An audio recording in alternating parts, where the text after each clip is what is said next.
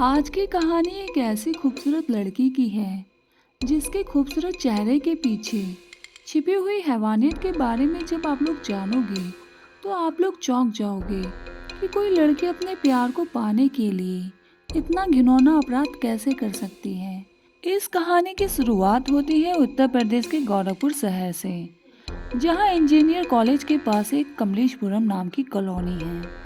10 जून 2011 शुक्रवार का दिन था और शाम के वक्त उसी कॉलोनी के पास एक 24 साल की लड़की जिसका नाम था शिखा दुबे, वो लड़की अपने घर से कपड़े खरीदने को निकलती है, मगर वो लड़की अपने घर वापस पहुंचती ही नहीं।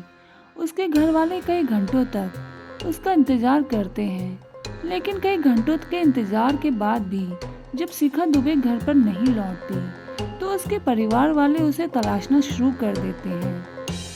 घर वाले अपने जान पहचान और अपने रिश्तेदारों के घर फोन करके पता करते हैं कि शिखा उनके घर तो नहीं आई, लेकिन शिखा का कोई पता नहीं चलता।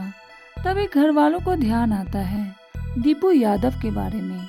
26 साल का दीपू यादव उनके पड़ोस में रहने वाला लड़का था जिससे शिखा शादी करना चाहती थी। जिसके बाद शिखा के घर वाले पड़ोस में रहने वाले दीपू यादव के घर में पहुंचे, लेकिन वहां जाकर पता चलता है कि दीपू भी घर से गायब है। तो घर वालों को शक होता है कि दीपू और शिखा घर से भाग तो नहीं गए, और उसी आधार पर शिखा के घर वालों ने दीपू के ऊपर एफआईआर दर्ज कर दी कि उसने हमारी लड़की को गायब कर दिया। शिखा के लापता होने के अगले दिन यानी 11 जून 2011 को शहर के सिंघाड़िया इलाके के जंगल में एक लड़की की लाश मिलती है। लाश के कद काठी और कपड़ों से पुलिस को शक होता है कि कहीं यह लाश शिखा दुबे की तो नहीं है। इसलिए गोरखपुर पुलिस शिखा के पिता राम प्रकाश दुबे को घटना स्थल पर उसकी पहचान करने के लिए बुलाते हैं। राम प्रकाश दुबे के अलावा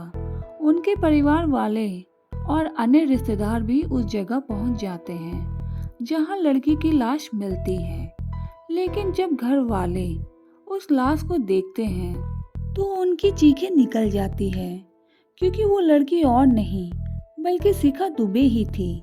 शरीर पर वही कपड़े थे जिसे पहनकर शिखा 10 जून की शाम घर से निकली थी। गले में वही धागा था जिसे दूसरों की नजरों से बचने के लिए वह अपने गले में पहना करती थी, और लाश के पास वही चप्पल थी जो शिखा दुबे पहना करती थी। सब कुछ वही था, उसकी लंबाई, बाल, सब शिखा जैसा था। बस उसका चेहरा पहचान में नहीं आ रहा था, क्योंकि उसका पूरा चेहरा किसी भारी चीज से कुचला हुआ था। उस लाश की पहचान शिखा दुबे के रूप में होते ही लड़की के पिता से पुलिस पूछती है कि आपको किसी पर शक है। राम प्रकाश दुबे दीपू यादव को कातिल बताते हैं। इसके बाद पुलिस सीधे ही जांच पड़ताल में लग जाती है। वहीं शिखा की लाश को पोस्टमार्टम के लिए भेज दिया जाता है, लेकिन जब शिखा की पोस्टमार्टम रिपोर्ट आई तो उसमें बताया गया कि उसका यौन उत्पीड़न किया गया है और फिर उसकी हत्या कर दी गई है। हालांकि शिखा के पिता इस रिपोर्ट से संतुष्ट नहीं थे, उन्हें कुछ गड़बड़ लग रहा था। इसलिए राम प्रकाश दुबे ने पोस्टमार्टम दोबारा करने की अनुरोध किया, लेकिन इसकी कोई नतीजा नहीं निकला। अब परिवार वाले आरोपी को जल्द से जल्द गिरफ्तार की मांग कर रहे थे। इस घटना से वहां के लोगों में काफी नाराजगी झलक रही थी, क्योंकि तब तक यह खबर अखबारों में आग की तरह फैल गई थी और गुस्से से नाराज लोग तुरंत कार्रवाई की मांग कर रहे थे। जब पुलिस के उच्च अधिकारियों ने मामले की गंभीरता को देखा तो जल्द से जल्द इस केस को सॉल्व करने का निर्देश दिया। पुलिस इस केस को लेकर और ज्यादा गंभीर हो गई। पुलिस दीपू यादव की तलाश में काफी तेजी से जुट गई। पुलिस ने उसके दोस्तों और रिश्तेदारों के पास जाकर छानबीन करना शुरू कर दिया। 50 से ज्यादा दोस्तों से पूछताछ करने के बाद उसके एक ऐसे दोस्त की जानकारी मिली, जिससे पूछताछ करने पर उन्हें पता चला कि दीपू यादव यूपी के सोनभद्र शहर में हो सकता है। फिर क्या, गोरखपुर पुलिस दीपू की फोटो लेकर निकल पड़ती है। पुलिस जगह जगह दीपू की फोटो दिखाकर लोगों से पूछताछ करना शुरू कर देती है। घंटों की कड़ी मेहनत के बाद पुलिस वहां तक पहुंच ही गई जहां पर वह छिपकर रह रहा था। पुलिस दीपू के उस ठिकाने में पहुंच जाती है जहां दीपू रह रहा था। पुलिस उस घर का दरवाजा खटखटाती है। खटखटाने की आवाज सुनकर अंदर से एक लड़की आती है और दरवाजा खोलती है। दरवाजा खोलने के बाद पुलिस उस लड़की को देखती है तो उनकी आंखें फटी की फटी रह जाती है, क्योंकि गोरखपुर पुलिस को अपनी आंखों पर यकीन ही नहीं हो रहा था कि जो वो अपनी आंखों से देख रहे थे कि क्या वो सच है, क्योंकि वो लड़की कोई और नहीं बल्कि मरी हुई शिखा दुबे ही थी। फिर पुलिस जब कमरे में गई तब वहां दीपू यादव भी मिल गया।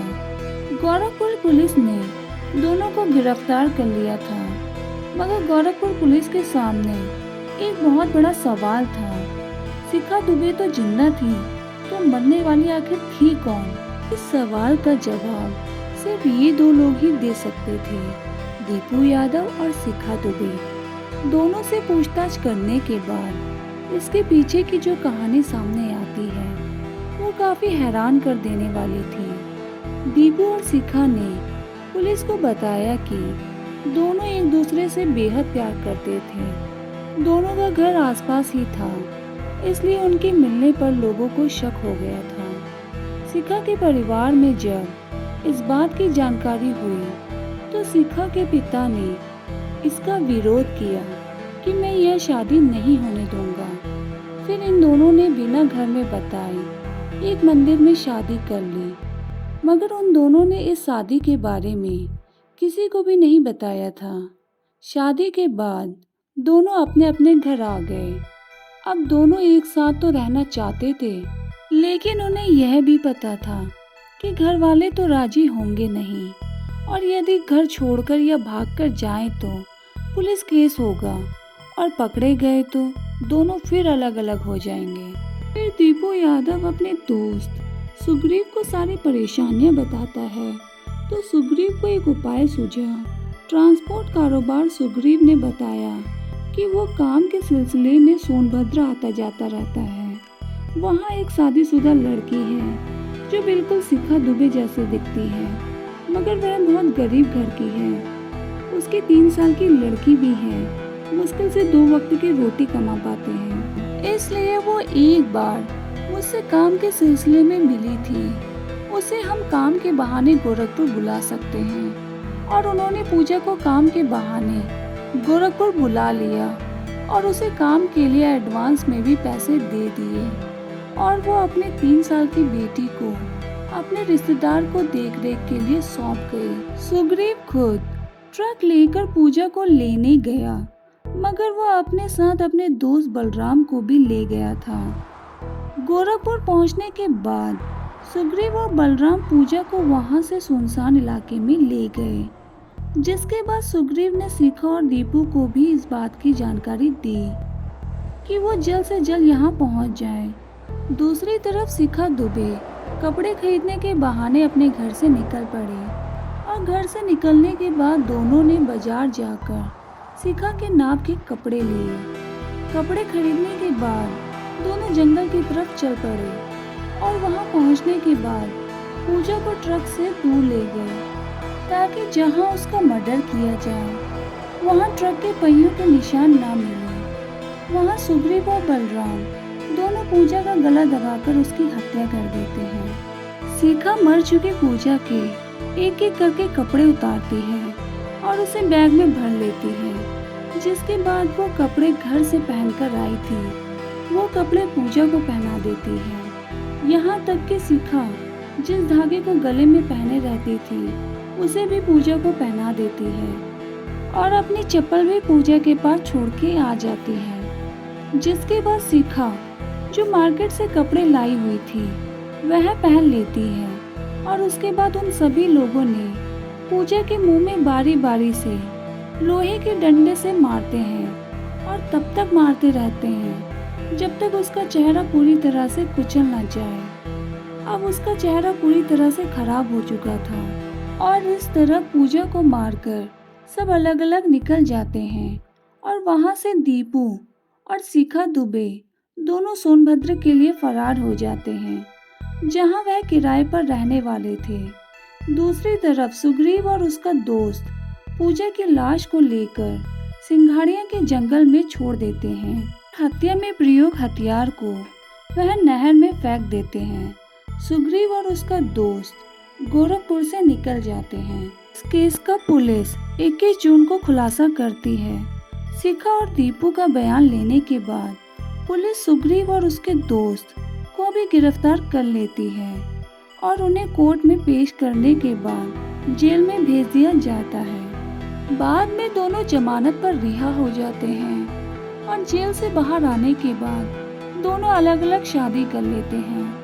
फिलहाल केस अदालत में अभी भी चल रहा है। तो दोस्तों, ये थी आज की दिल दहला देने वाली कहानी। इस कहानी के बारे में आपकी क्या राय है, हमें कमेंट सेक्शन में कमेंट करके जरूर बताएं।